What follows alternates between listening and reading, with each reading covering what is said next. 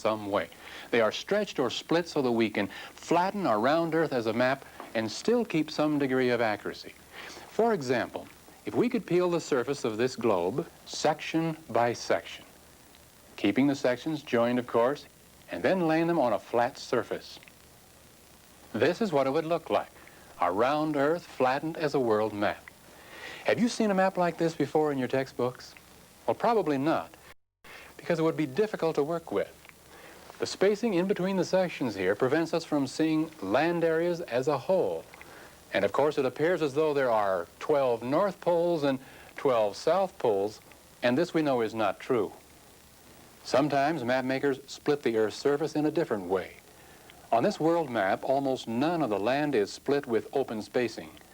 Only the oceans are split, and they are broken just enough to make the map lie flat. You will often see world maps like this in your social studies books. If you don't split or tear the Earth's surface to flatten it, then we must stretch it, like this map. This is called a Mercator projection, named after the Flemish mapmaker Gerhardus Mercator, who invented it some 400 years ago. Notice on his projection that the meridians of longitude and parallels of latitude cross each other at 90-degree angles. Notice also that the spacing you saw a moment ago has been closed up by stretching the land and water areas in the north and south polar regions. It makes the map easier to use, but it also brings about a good deal of distortion in the polar areas. This is best illustrated by the island of Greenland.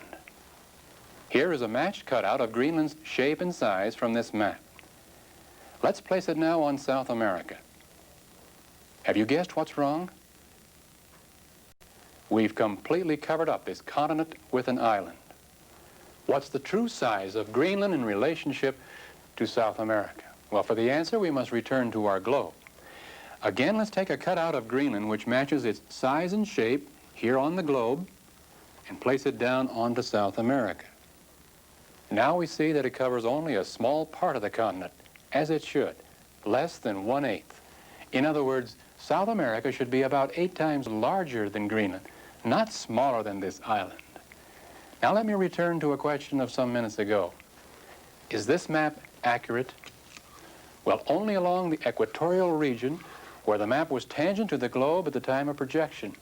We've already proved that in the north and south polar areas there is a good deal of distortion. The map really misrepresents the size or area of land in a good part of our world. And yet it does have its advantages, just as any of these projections do. Where do they all come from?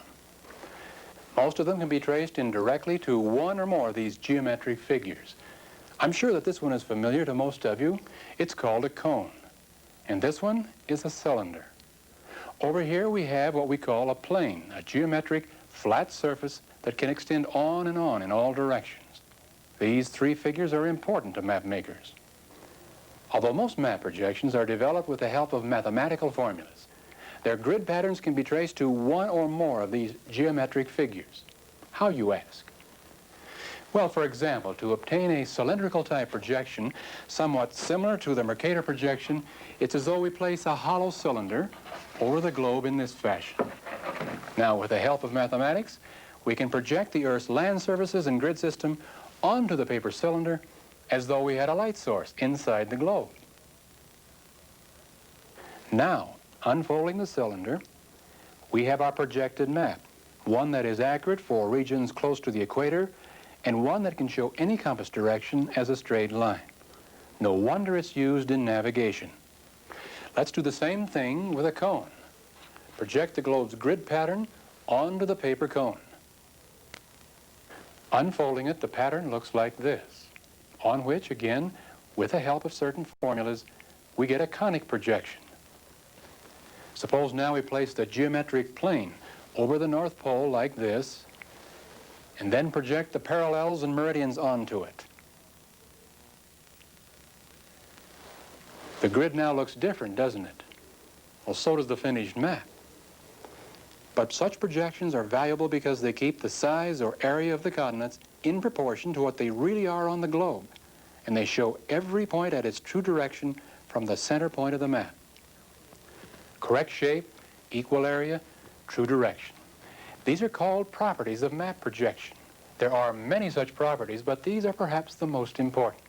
No map can have all of them. In fact, no map can be drawn without some distortion of one or more of these properties.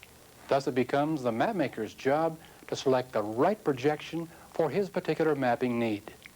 Perhaps the purpose is to show true distances from the center point of the map, or even a true directional course between two places on Earth.